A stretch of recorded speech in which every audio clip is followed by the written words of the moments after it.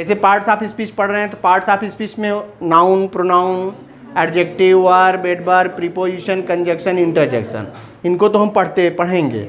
लेकिन वर्ब जो है वो इम्पॉर्टेंट पार्ट होता है, क्योंकि हर सेंटेंस में ये वर्ब है, ये वर्ब है। इतनी बार मैंने कहा होगा कि तुमको लग रहा होगा कि वर्ब होता क्या है, आ रहा है मन में ना, क्योंकि वर्ब वर्ब वर्ब इतनी बार हो गया है और उसमें बहुत सारा कन्फ्यूजन होता है कि वर्ब कहीं हेल्पिंग वर्ब हो जाता है, कहीं मेन वर्ब हो जाता है, तो कहीं ये फाइनाइट है तो कहीं नॉन फाइनाइट है, कहीं टेंस के अनुसार बदल रहा है, कहीं सब्जेक्ट के अनुसार बदलता है, तो कहीं बदलता ही नहीं है।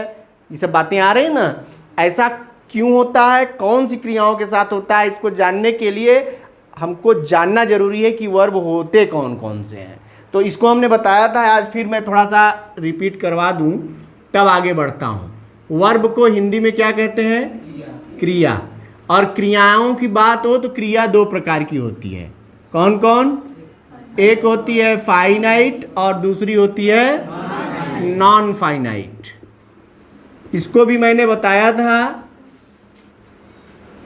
कि फाइनाइट की क्रियाएं जो होती हैं उसे हिंदी में कहते हैं सीमित क्रिया। क्या कहते हैं? सीमित क्रियाएं जो होती हैं वो टेंस और सब्जेक्ट के अनुसार बदल जाती हैं। यानी अभी तक टेंस में जितनी क्रिया आप पढ़ रहे थे, जिसको हम हेल्पिंग वर्ब, मेन वर्ब ना, या ट्रांजिटिव, इंट्रांजिटिव वर्ब कहते हैं ना, ये सब कौन सी क्रियाएं होती हैं? फाइनाइट की क्रियाएं होती हैं, क्योंकि ये टेंस के अनुसार बदलती हैं।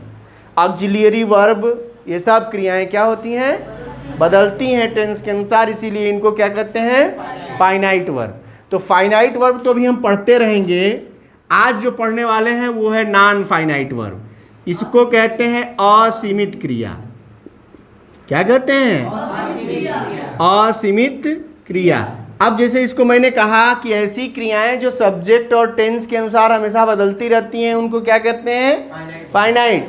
और ऐसी क्रियाएं भी होती हैं जो टेंस और सब्जेक्ट के अनुसार बदलती नहीं है, उन्हें नॉन फाइनाइट की क्रिया कहते हैं। अभी वाक्य में आप देखेंगे तो बहुत सारी क्रियाएं, जैसे smoking is injurious for health. Smoking is injurious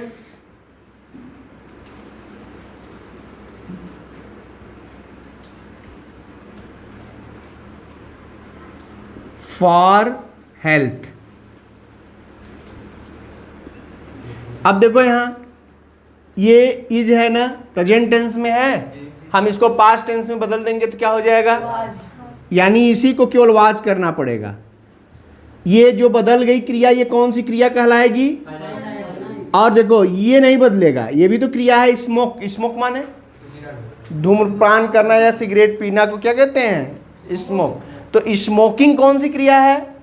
smoking non finite की क्रिया है। ये भी क्रिया, ये भी क्रिया है, ये भी क्रिया है, लेकिन ये बदल गई या ये टेंस बदलने पर बदल जाएगी। इसका मतलब ये फाइनाइट वर्ब है, और ये कौन सा वर्ब है? नॉन फाइनाइट वर्ब है। ये किसी भी टेंस में नहीं बदलेगी। तो जो नॉन फाइनाइट की क्रियाएं होती हैं वो कभी भी टेंस के अनुसार बदलती नहीं है। ये बात ध्यान देनी है।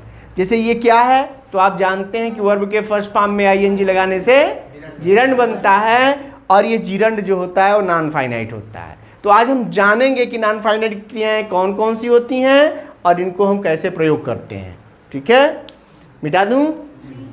इसको लिखते जाया करो, जो भी चीज़ें रहें उनको लिखते रहना चाहिए। अब जैसे मैं यहीं पर लिख रहा हूं कि ये नॉन फाइनाइट की जो क्रियाएं होती हैं वो 3 प्रकार की होती हैं। कौन कौन सी? एक नंबर पर होता है पार्टिसिपल, दूसरे नंबर पर होता है जिरंड, और तीसरे नंबर पर होता है इन्फिनिटिव।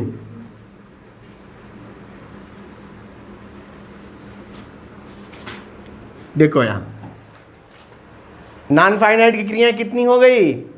जब कभी पूछा जाए कि नॉन फाइनाइट क्रियाएं कितनी? 3। कौन कौन? Participle, gerund, infinitive. पार्टिसिपल क्या होती है?